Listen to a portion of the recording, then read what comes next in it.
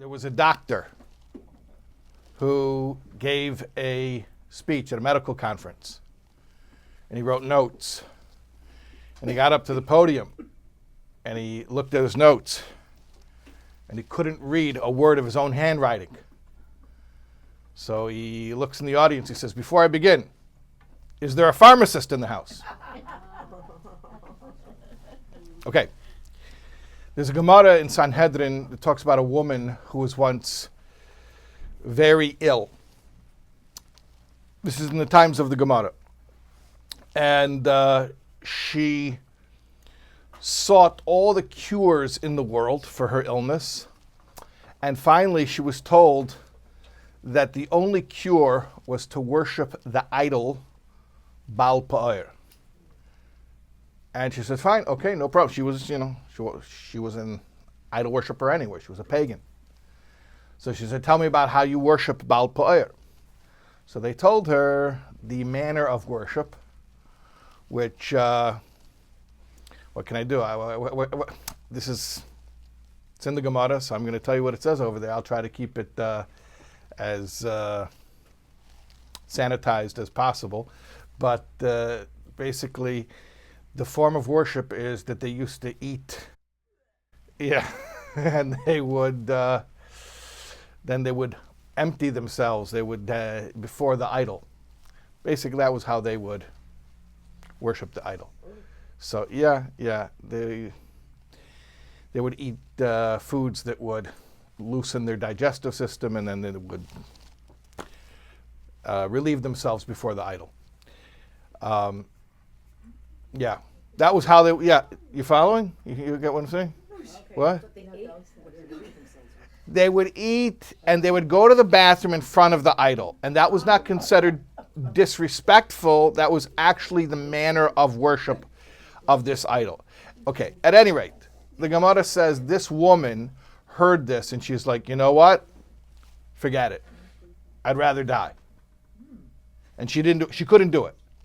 The point is that this is a form of idol worship that is considered disgusting even among idol worshipers. Okay? Fine. So now I have a question for you. Here's my question. This week's Parshas Pinchas. We know that Pinchas was a vigilante. He stood up in a time of crisis. What was the crisis? The moral crisis. One symptom of it was intermarriage, but actually, if you remember, the whole strategy that Bilam gave to Midian was to trip up the Jews in idol worship, specifically the worship of Ba'al Peor. So here's the question. Even an idol worshiper was disgusted, was found it repulsive to worship this idol. How did so many Jews get wrapped up in Ba'al Peor? And what significance, what relevance does it have to us today to even know about this idol? And to what degree do we today have to be careful not to get wrapped up in this form of idol worship? And at first glance, the whole thing is just so unrelatable and so weird and so, repulsive is the word. But what I'm going to tell you is if you understand the inner meaning of this worship, you're going to understand that it's actually a major temptation, which is still rampant today. In fact, perhaps even the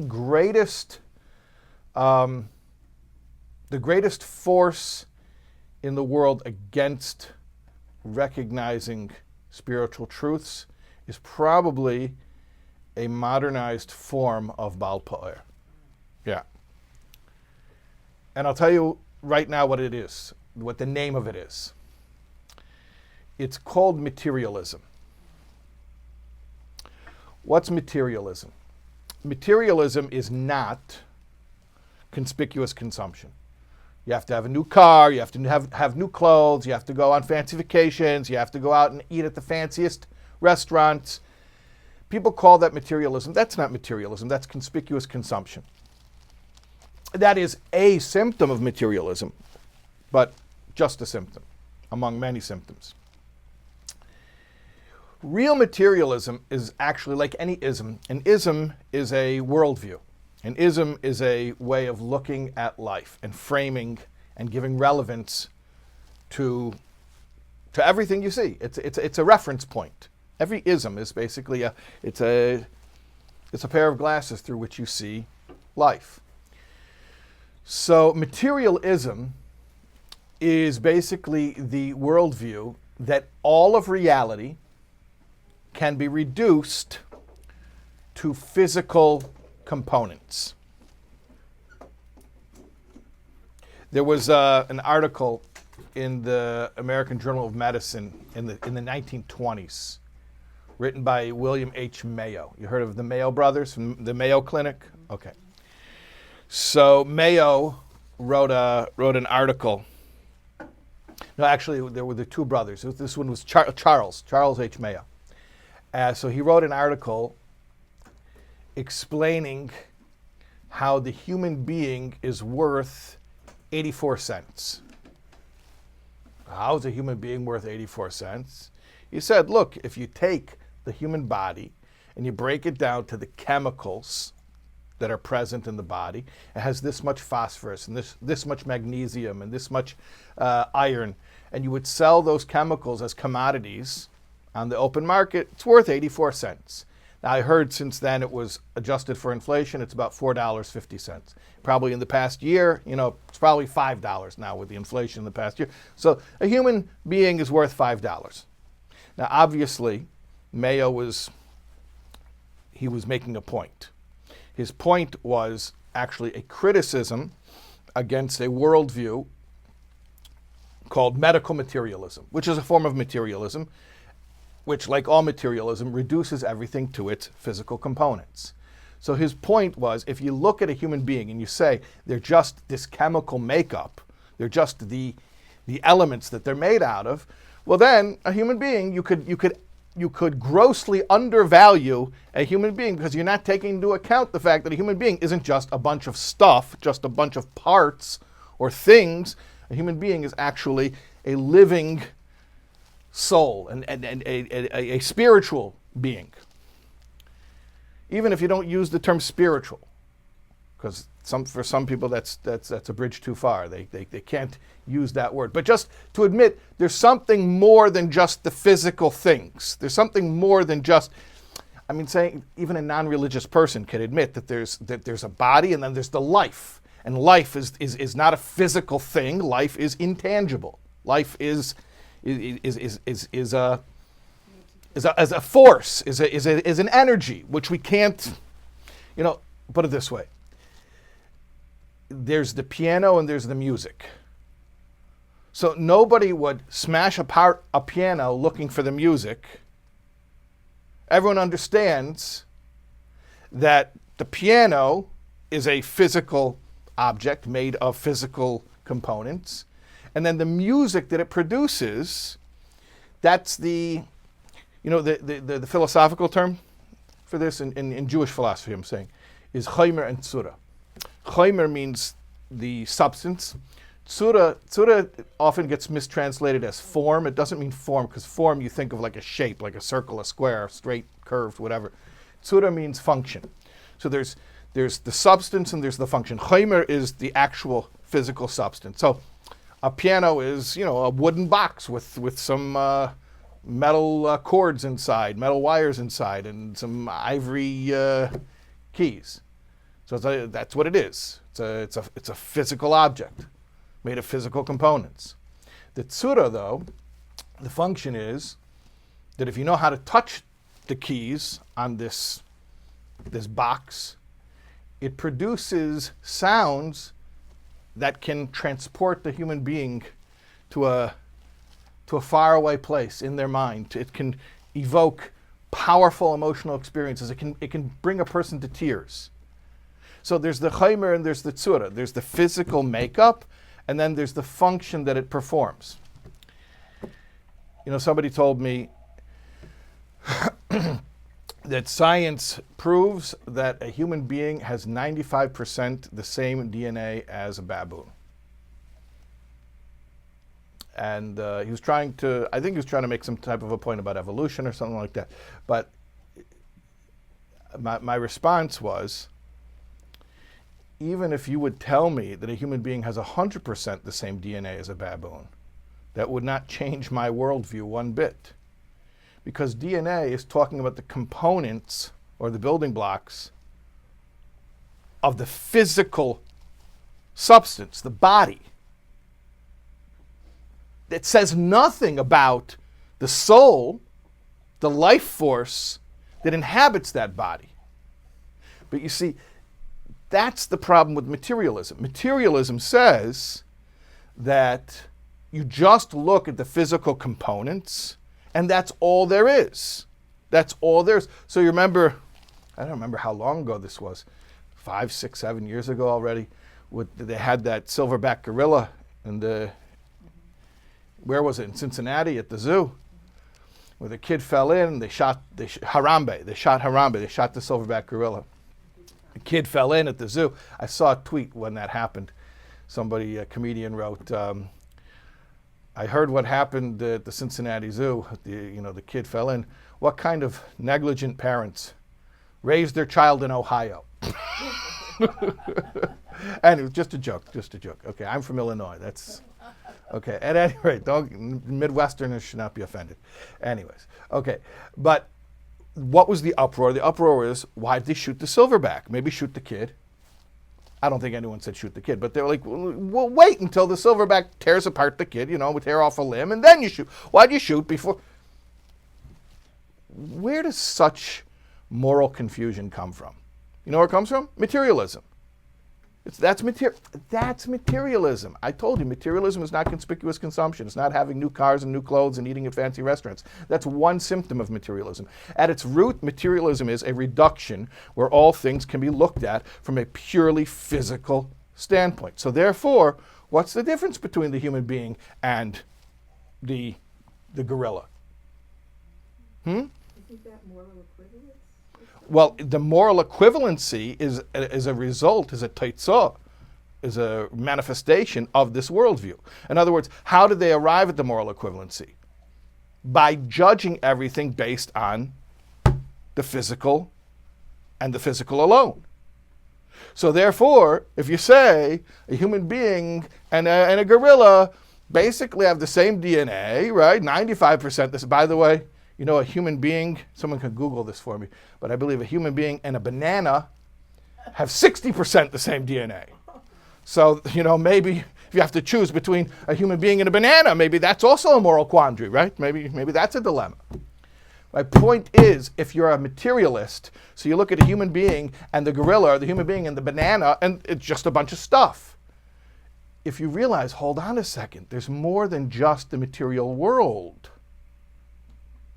Then you say, hold on a second, there's a clear difference between a human being and a gorilla. The chaymer, the physical makeup, the substance may be the same stuff. It's cells, it's blood, it's muscle, it's bone. But that's not what a human being is. Again, like the Mayo article. Is a human being a bunch of chemicals? A human being is a bunch of physical parts? That's the point. Is a human being just a bunch of physical parts? Even if you would tell me a human being has the same physical makeup as an animal, but that's just the physical part of it. The spiritual part is so clearly different. In other words, even if you tell me the chaymer of a human being and an animal are identical, which they're not exactly, but even if you would tell me the chaymer, the substance is identical, the tzura, the function is so clearly different. How a human being functions, meaning the mission, the purpose, the contribution that a human being makes in this world is so categorically different than an animal. But if you're a materialist, no, you don't look at any of that. Stephen Hawking did a terrible thing. He abused but aside from the fact that he used his celebrity status to boycott Israel, but he made a statement. He said, "There's no heaven." Why did he make a statement, "There's no heaven"? because he knew that people would believe him based on his expertise about the physical universe, which he was an expert in the physical universe. But I'll tell you why that was a terrible thing to say. And I would say actually an evil thing to say. First of all, it's arrogant, because even if you're the world's top expert in the physical universe, so what percentage of the physical universe does that make you an expert in? Even he would be able to admit that there are, there's millions and trillions more about the physical universe that we don't yet know. Okay, so but that's just plain arrogance. I'll tell you why it's manipulative and evil. Because he knows that I don't think that I can take a rocket ship and go to heaven. I don't think heaven is a physical location anywhere in the universe. I know that it's a spiritual dimension, a spiritual plane. So why is he invoking his authority as an expert in the physical universe and saying there's no heaven? That's like saying we smashed open the piano and we found no music. Yeah, no kidding. You're talking about one thing which is physical and another thing which is spiritual. And if the word spiritual triggers anyone, if it's too far out, so let's just say intangible. There's the tangible and there's the intangible. So we live in a world today, unfortunately, where materialism is the most accepted, in fact, to a point of religious fanaticism, is the most accepted way of looking at life. And there's just one way of looking at anything, is just a reduction to its physical parts. That's the way people look at everything.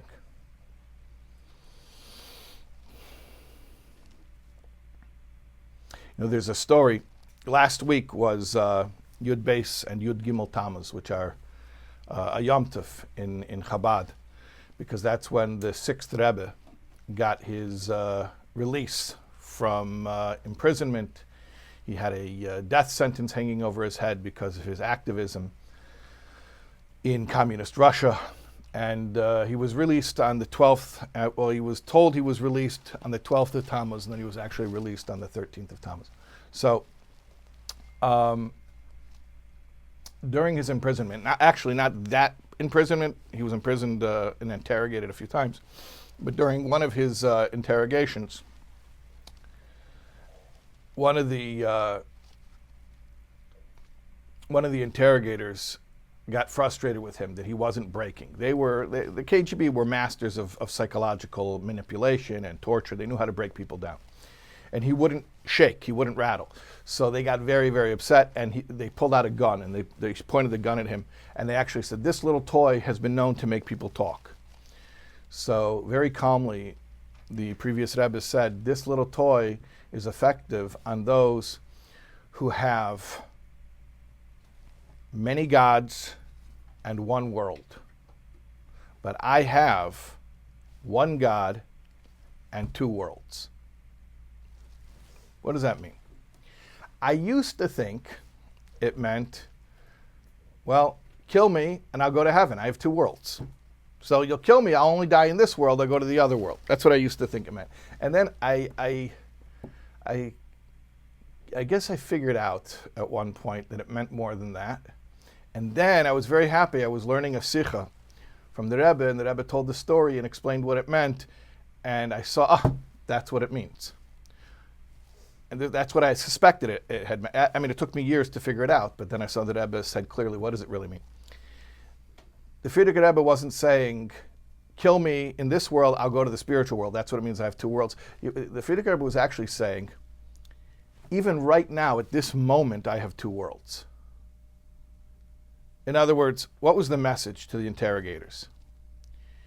You are materialists. In fact, they were communists. Communism is dialectical materialism. That's what Marx called his theory, that everything in the world can be reduced to resources, physical resources.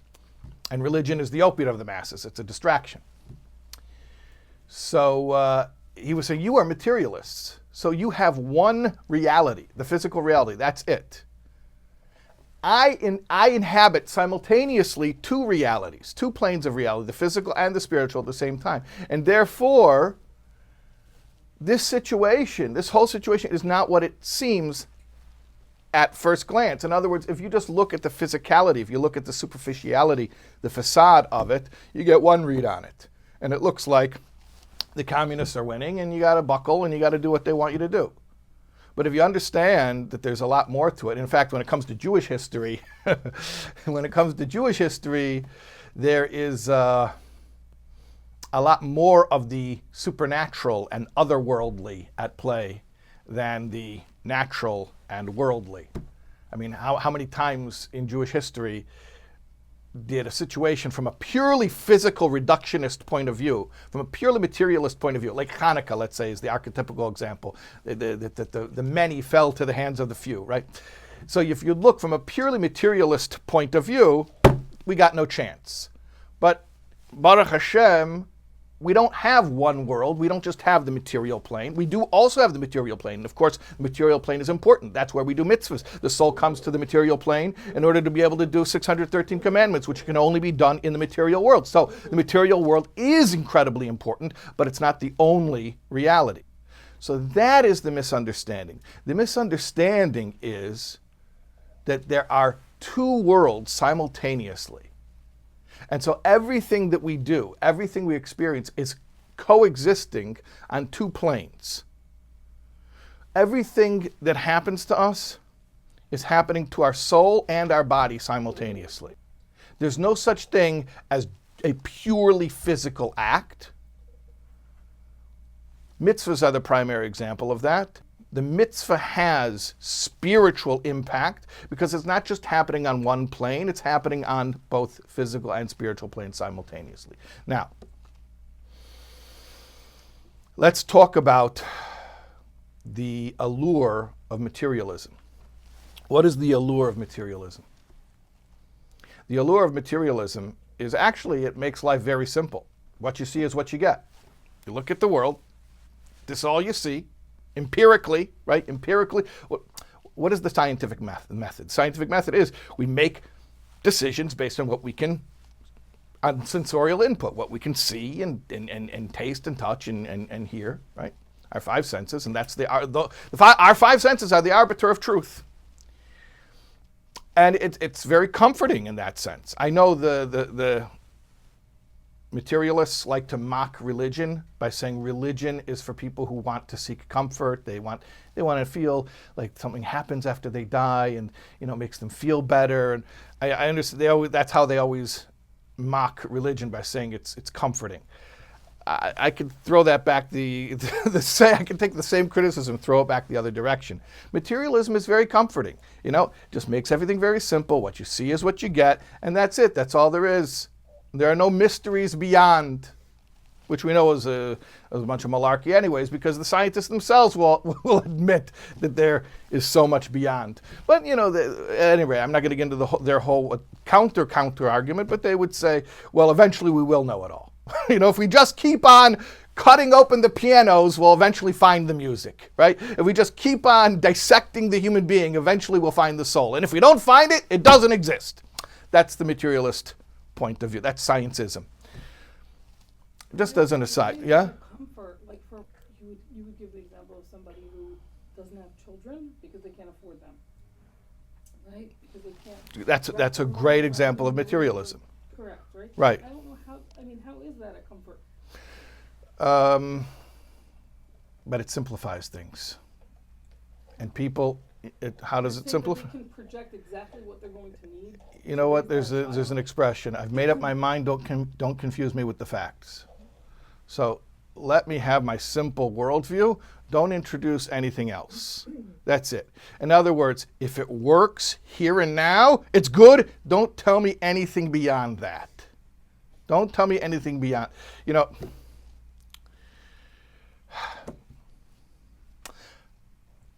Let's talk about Chaimer and Tzura again. Let's just circle back to that. Let's say you have a $10,000 microscope in a laboratory. It's made out of a hunk of metal. Now you could use that $10,000 microscope to look at cells, and that's what it's designed for. Or you could take that same hunk of metal and use it to knock nails into the wall. Does it work? Yeah, it works. It works. And there's something comforting about that from a reductionist point of view, which is, look, if it works, leave it alone. It's good. Does it matter that that's not the real purpose, the real function? No, it doesn't. But it works.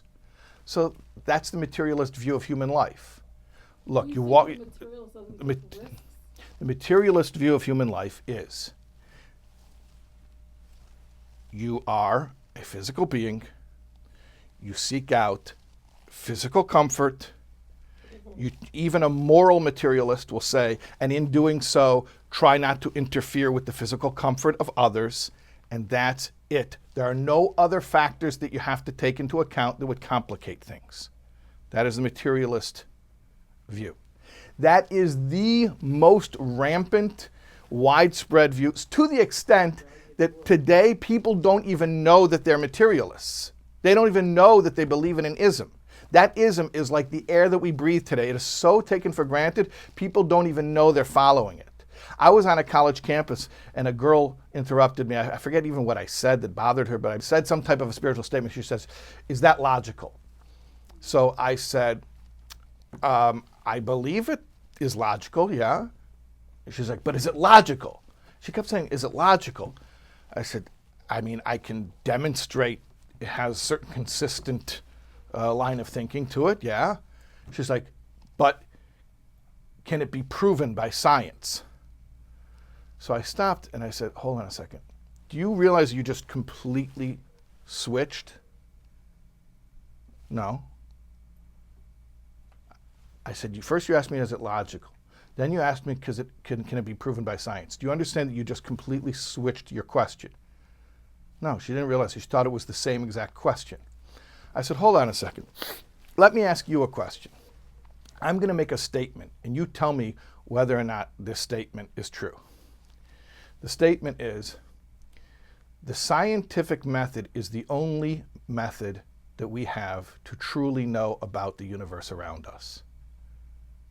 She said, that's true. I said, do you understand that that statement is not scientific? It's logical. I'm not saying I agree with it, but it demonstrates a certain logic, meaning it can be defended with logical proofs. It can be argued from a logical standpoint. I don't agree with that statement, but it's logical, but it's not scientific. What do I mean it's not scientific? There's no scientific experiment you can run that would prove or disprove that statement, which is a philosophical statement, that the only way we have to know the truth of the world around us is through the scientific method. So that statement itself is not scientific. So I told it, you're conflating the two, logic and science. Logic is dealing in abstraction. Do thoughts make sense? Does 2 + 2 = 4? These are abstractions. Science is all based on what can I see, touch, taste, hear. My point is that today the world is completely taken in by a one worldview, that there's nothing but the physical universe, there's nothing but our bodies, there's nothing but matter. You know that the rabbinic term for a heretic, or a particular kind of a heretic? Epicurus. You know what an Epicurus is? There was a Greek philosopher, Epicurus. An Epicurean was someone who followed Epicurus. What did he believe? Like Epicurean Delight. Yeah, that's right. So he believed an Epicurean Delight. That's right. That's right. I think there's a cooking website for recipes called Epicurious. Yeah, Epicurean Delight. Yeah, you know what it really means though?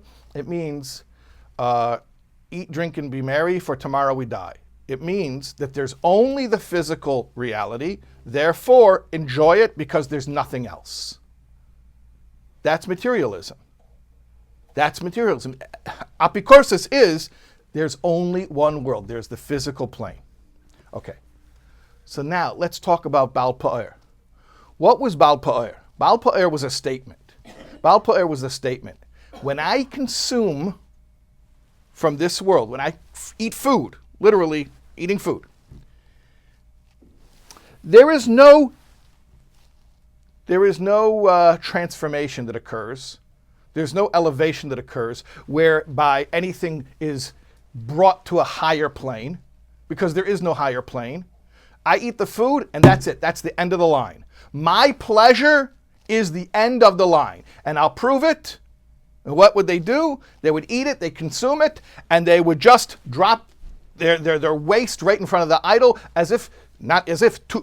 to metaphorically make a statement. This is it. There's nothing more. It's all waste now. It's done. The last stop on the train is I consume it, I get pleasure, and now we're done. And therefore, what is the ultimate goal? My consumption, my pleasure, and that's it. Nothing else comes from that.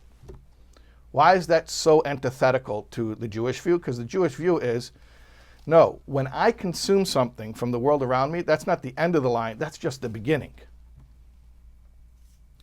From a Jewish point of view, eating, let's stick with eating, because that's the actual example here.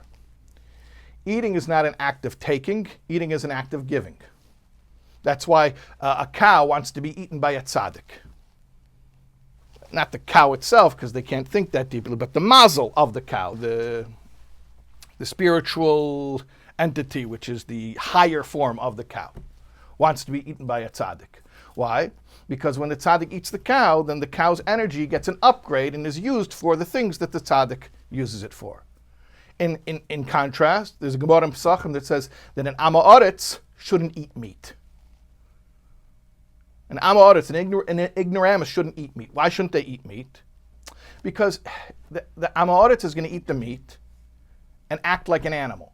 Well, why did an animal have to die to be used for animalistic behavior? The animal can do that. But if the tzaddik eats the animal and then uses the animal's energy to do something that is greater than what an animal can do, the animal appreciates that. That's actually an act of giving to the animal. You've given an aliyah, you've given an elevation to the animal. But if you just use the animal for your pleasure and that's the end of the line and nothing comes from that, there's no conversion that comes from that, no transformation that comes from that, then that's an act of taking. It's an act of selfishness. So the Amha Audits, the Gemara says, shouldn't eat meat. By the way, what's an Amha Audits? We always translate it as an ignoramus. But literally, you know what an Amha Audits is? A materialist. Literally, Amha Audits means materialist. A person of the audits, of the land. A materialist. It means a person who only has the audits, no shamayim. They only have the physical plane. So a person who only believes in the physical plane shouldn't be eating meat. I don't even know if they should be eating vegetables. Because what elevation are they giving if they think the end of the line is this Epicurean attitude of eat it, consume it, enjoy it, and nothing else comes from it? Whereas the Jewish attitude is the exact opposite. When you take anything from the physical world around you, that is where the relationship first begins. We elevate everything around us. We tap into the energy, the potential that's in the physical things. That it's not just a cow. It's calories for doing a mitzvah. Or it's parchment for a Sefer Torah, for a mezuzah, for everything that we encounter in the physical world around us from a Jewish point of view is a potential upgrade from the material to the spiritual. By the way, that's what the Alter Rebbe said, the Balatanya, that Hashem gives us Gashmias and we turn it into Ruchnias. And he said, where is this based on? It's based on the wording of the Pasuk that calls the Jewish people Gei Echad Ba'aretz. Mi ka'amcha Yisrael, Goy echad ba'aretz. He says, a nation, Goy echad ba'aretz means one nation, a unique nation on the earth, but he read it in a deeper way. Goy, a nation, echad, that brings the oneness of Hashem, ba'aretz, into physicality. There was a chassid named Rashbatz, Reb Shmuel Betzalel. So and he was a well-known chassid. He was actually a malamed of the Frierdiker Rebbe and of the Rebbe Reshab as well. So, anyways, one time they were fabrengen at his house, and it was late into the night. It was a fabrengen. They had fabaisen, snacks, and they had mashke, they had, schnapps to say l'chaim. And they were fabrengen late into the night. I don't know what time it was, but it was late in the night, and they ran out of food. They had no more food. So where are they supposed to go? Go to Seasons Express? You couldn't just run to the store. It was the middle of the night. So what did they have? There was a sheep. Rashbatz and his wife, they owned a sheep. And this sheep, they got a meager little parnasa from the sheep. They would sell the wool, would get the milk. But the Chassidim were fabrengen. You didn't want the fabrengen to end. You need fuel for the fabrengen, right? In order for the fabrengen is very inspiring. People are telling stories and giving over words of Torah and blessing each other and singing meditative songs, and it's a real spiritual thing. But if they run out of food, people get up and they leave. So he went out and he shechted the sheep, and he roasted it. And he came back in. If you roast it, you don't have to salt it, so it speeds things up a little. And he brought the roast sheep, the roast lamb, and they ate it.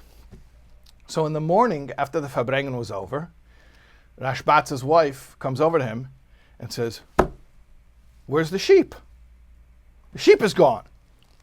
So he says to his wife, "Sheep is not gone." She says, "I don't see the sheep. The sheep is gone." He says, No. The sheep is still very much with us. It's just that yesterday he used to say, ba, ba. Today he says, echad. Meaning the sheep became the fuel that after the fabrengen, these chassidim could go the next day and daven with kavana. And by the way, even within the story, the detail has a very specific meaning there. The echad. Why do you say the word, other than the fact that it sounds the same, ba, ba, echad, but the word echad means oneness. Echad Ba'al Peor. In other words, if you have a perspective where there is a spiritual and a physical plane, and that it is not really two planes, but one Hashem who made both of them, and that there's this dynamic interplay between the physical and the spiritual, then what's the idea there? The idea is the ultimate echad, the ultimate oneness. So you understand, there's oneness that is, the materialist has one world to the exclusion of any other plane of existence. The Jew has one world, which is inclusive of two opposite worlds. The real Shema Yisrael Hashem Elokeinu Hashem Echad, the real oneness, is that we have Shemaim and Audits, and there's this dynamic interplay between them. So in other words, the soul needs to come down into a body just as much as the body needs the soul to come down into it. And that mitzvahs that are done physically here in this world are acts of elevation. And that when we consume physical resources, like when a Jew eats a piece of food and then uses the calories to do a mitzvah, we're actually transforming the physical world. We're triggering a reaction whereby the physical becomes spiritual and reveals that all along they're really one. So, at any rate, the worship of Ba'al Peor is very much rampant still today. The notion that all we can do with the world around us is consume it, and that's the end of the line. And the only antidote to that corrupted worldview is Torah, is the Jewish worldview. The biggest mistake that the world is making today can only be corrected through sharing the Jewish worldview. That is the antidote to Ba'al Peor, to materialism. We have to go out and we have to teach the whole world that a human being isn't just a piece of meat with 95% the DNA of a baboon. A human being has a soul, a mission, a purpose. We have to teach people that things aren't just things, they're not just objects to amass and to have, but everything that we own is a potential conversion into a spiritual transaction. That if you have money, so spend it on acts of goodness and kindness. You have a house, so use that house as a place of hospitality to have guests. you have a body, you have good health, so then use that to go out and make the world a better place. The point is that everything that exists on the physical plane simultaneously exists on the spiritual plane. We cannot be inhabitants of one world to the exclusion of the other. So this is the big message that we have for the entire world. The world needs this message. The world needs our message. It's not enough that we insulate ourselves and we preserve our worldview. The world needs this worldview. And ultimately, what will happen? Should I spoil the punchline? I always spoil the punchline. Yeah, the punchline is, you know what happens in the end, right? What happens in the what? Mashiach. And what does Mashiach mean? What does Mashiach mean? Mashiach means, what do you say? The world recognizing Hashem. How? By dying and going to heaven? Where? Right here. V'ro chol basar yachtov. That all flesh will see. That empiricism and spirituality will no longer be two different worldviews. That's what Mashiach is. When we will see godliness here in the physical world. But we, the Jewish people, we have to bring that about.